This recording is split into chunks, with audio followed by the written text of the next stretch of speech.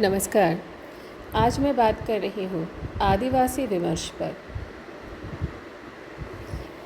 यह विषय एमए के सेमेस्टर 2 के पाठ्यक्रम में शामिल है। भारतीय इतिहास में आदिवासी समाज की अपनी एक अलग संस्कृति और पहचान है, लेकिन हमने उनका उपयोग केवल कला के रूप में ही अधिक किया है, पहचान के रूप में कम। आज बाजारीकरण के दौर में भारतीय आदिवासियों के जीवन और अस्मिता को बचाना आवश्यक हो गया है। मूलतः आदिवासी जंगल के दावेदार होकर भी जंगलों से खदेड़े जा रहे हैं। विकास के नाम पर शासन एवं उद्योगपतियों द्वारा भूमि अधिग्रहण करके उनकी ज़मीनें एवं कोयला खदानों पर ज़बरदस्ती अधिकार जमाया जा रहा है। 21वीं सदी में पहुंचकर भी हमारे देश का आदिवासी समाज अपने विकास से कोसों दूर है। इसलिए आज आदिवासियों के सामने विस्थापन की भयंकर समस्या उत्पन्न हो रही है। सरकार की उदासीन नीतियों के कारण आदिवासियों की स्थिति विकट बनी हुई है। विकास के नाम पर आदिवासियों का पलायन और विस्थापन जैसी समस्याओं पर आज विचार विमर्श होना आवश्यक हो गया है। आदिवासी साहित्य और दलित साहित्य, इन दोनों को समझना भी आवश्यक है। प्रारंभ में इन दोनों को एक माना गया, बाद में आदिवासियों की विशिष्टता और व्याप्ति के आधार पर उनका अलग महत्व रेखांकित किया गया। आज आदिवासी साहित्य के अंतर्गत आदिवासियों द्वारा लिखित साहित्य और गैर आदिवासियों द्वारा लिखा गया साहित्य केंद्र में है। लेकिन आदिवासी लेखकों द्वारा लिखित आदिवासी साहित्य आदिवासी जीवन के प्रति अधिक प्रामाणिकता सिद्ध कर सकता है, यह सच है। जो व्यक्ति जिस समाज में जन्म लेता है, उसके पास उस समाज की परंपराएं, मान्यताएं एवं भाषा को पहचानने की अद्भुत क्षमता होती है। इसलिए आदिवासी लेखकों द्वारा लिखित साहित्य आदिवासी जीवन के गहरे अनुभव को व्यक्त कर सकता है। आज हिंदी साहित्य के आदिवासी साहित्य का प्रारंभिक दौर चल रहा है। जब हम आदिवासी साहित्य की बात करते हैं तो उनका अधिकतर मौखिक साहित्य ही सामने आता है। इसमें गेय परंपरा महत्वपूर्ण रही है। इसलिए आज भारतीय लोक साहित्य में आदिवासी घुमंतू तथा हाशिए पर पड़े हुए समाज के मौखिक साहित्य को पाठ्यक्रम में स्थान देना आवश्यक है। उनकी अपनी एक अलग संस्कृति, कला एवं भाषा होती है जो भारतीय साहित्य में अलग पहचान रखती है।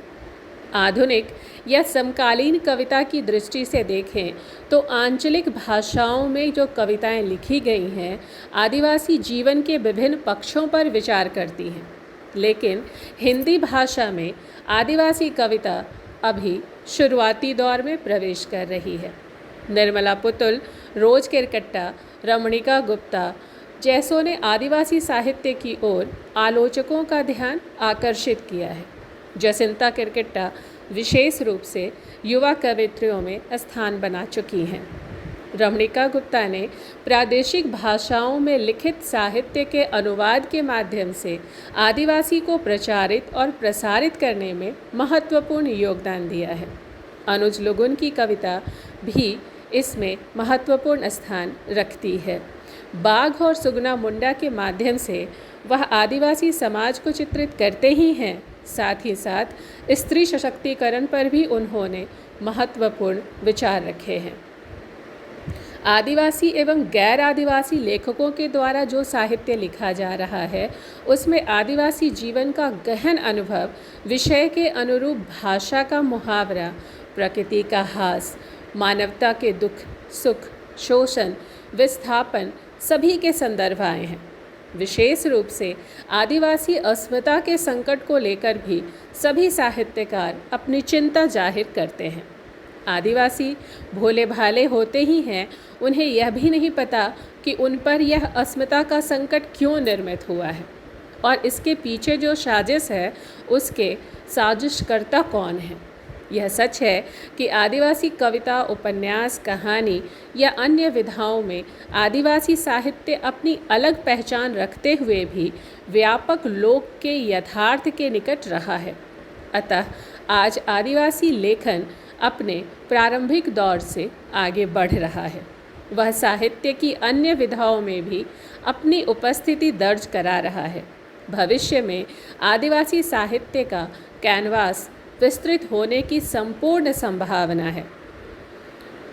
आदिवासी विमर्श की बात करें तो 20वीं सदी के अंतिम दशक में यह शुरू हुआ।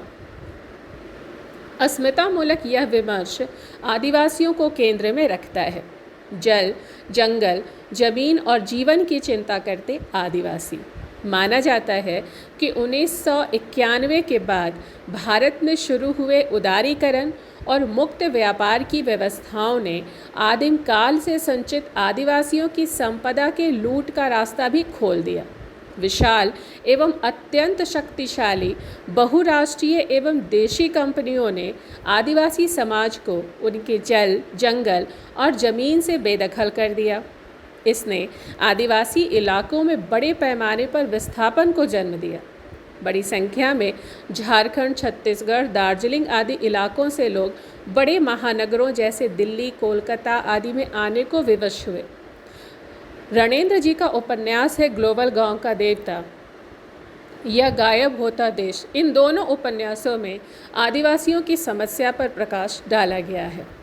इन आदिवासी लोगों के पास न धन है न आधुनिक शिक्षा थी। शहरों में ये दिहाड़ी मजदूर बन गए, घरेलू नौकर बनाए गए। विशालकाय महानगरों ने इनकी संस्कृति को भी निगल लिया, लोकगीतों को, साहित्य को भी समाप्त कर दिया। नई पीढ़ी के कुछ आदिवासियों ने जो शिक्षा हासिल की, अवसर का लाभ उठाया, सामर्थ्य अर्जित किया, उन्होंने सचेत रूप से अपने समाज के सामाजिक सांस्कृतिक हितों की रक्षा के लिए आवाज़ भी उठानी आरंभ की। उन्होंने संगठन भी बनाए। आदिवासियों ने अपने लिए इतिहास की नए सिरे से तलाश की। उन्होंने अपने नेताओं की पहचान की, अपने लिए नेतृत्व का निर्माण किया। साथ ही समर्थ आदिवासी साहित्य को उन्होंने जन्म दिया। प्रतिरोध अस्मितामूलक साहित्य की मुख्य विशेषता है। आदिवासी विमर्श भी आदिवासी अस्मिता की पहचान, उसके अस्तित्व संबंधी संकटों और उसके खिलाफ जारी प्रतिरोध का साहित्य है। यह देश के मूल निवासियों के वंशजों के प्रति भेदभाव का विरोधी है। जल, जंगल, जमीन और जीवन की रक्षा के लिए आदिवासियों के आत्मनिर्णय के अधिकार की मांग करता है आदिवासी विमर्श। आदिवासी साहित्य की जो अवधारणा है, उसको लेकर कुछ 3 तरह के मत प्रचलित हैं। पहला है कि आदिवासी विषय पर लिखा गया साहित्य आदिवासी साहित्य है। दूसरा, आदिवासियों द्वारा लिखा गया साहित्य आदिवासी साहित्य है। तीसरा, आदिवासियत यानी आदिवासी दर्शन के तत्वों द्वारा साहित्य जो रचा जा रहा है, वह आदिवासी साहित्य है। पहली अवधारणा गैर आदिवासी लेखकों की है, परंतु समर्थन में कुछ आदिवासी लेखक भी हैं, जैसे रमणिका गुप्ता, संजीव, राकेश कुमार सिंह, महुआ मांझी, रणेंद्र, बजरंग तिवारी, गणेश देवी आदि जैसे गैर आदिवासी लेखक, और हरिराम मीणा, महादेव टोप्पो, आई.वी. हांसदा आदि आदिवासी लेखक, अनुज लुगुन है, जसंता किरकिट्टा है, ये सब भी आदिवासी लेखक हैं। दूसरी अवधारणा उन आदिवासी लेखकों और साहित्यकारों की है जो जन्म से और अपनी अनुभूति के आधार पर आदिवासियों द्वारा लिखे गए साहित्य को ही आदिवासी साहित्य मानते हैं। तीसरी अवधारणा उन आदिवासी लेखकों की है जो आदिवासियत के तत्वों का निर्वाह करने वाले साहित्य को ही आदिवासी साहित्य मानते हैं। ऐसे लेखकों और साहित्यकारों के भारतीय आदिवासी समूह ने 14 से 15 जून 2014 को रांची में आयोजित एक राष्ट्रीय संगोष्ठी में इस अवधारणा को ठोस रूप में प्रस्तुत किया था, जिसे आदिवासी साहित्य का रांची घोषणा पत्र के तौर पर जाना जाता है। आदिवासी साहित्य विमर्श का जो केंद्रीय बिंदु बनाया गया है, वह कुछ इस तरह है।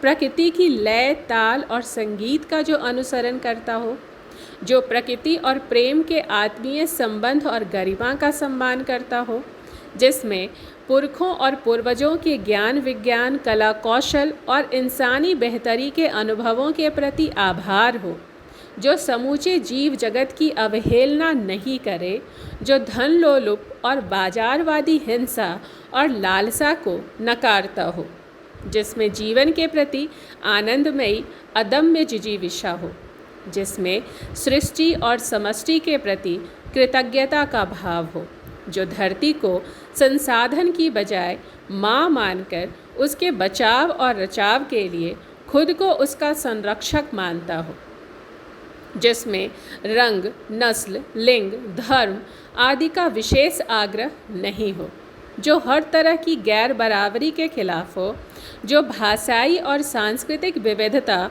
और आत्मनिर्णय के अधिकार के पक्ष में हो, जो सामंती ब्राह्मणवादी धन लोलुप और बाजारवादी शब्दावलियों प्रतीकों मिथकों तथा व्यक्तिगत महिमा मंडन के से असहमत हो, जो सह अस्तित्व समता सामूहिकता सहजीविता सहभागिता और सामंजस्य को अपना दार्शनिक आधार मानते हुए रचाव बचाव में यकीन रखता हो। सहानुभूति स्वानुभूति की बजाय सामूहिक अनुभूति जिसका प्रबल स्वर संगीत हो। मूल आदिवासी भाषाओं में अपने विश्व दृष्टिकोण के साथ जो प्रमुखता अभिव्यक्त हुआ हो वही आदिवासी साहित्य माना जाएगा, और इन्हीं का विवेचन करना आदिवासी विमर्श माना जाएगा। आदिवासी विमर्श के अंतर्गत मूलतः आदिवासियों की जीवन रक्षा, उनकी प्रकृति की रक्षा, उनके स्थान की रक्षा और उनकी संस्कृति की रक्षा का तत्व उठाया जाता है। धन्यवाद।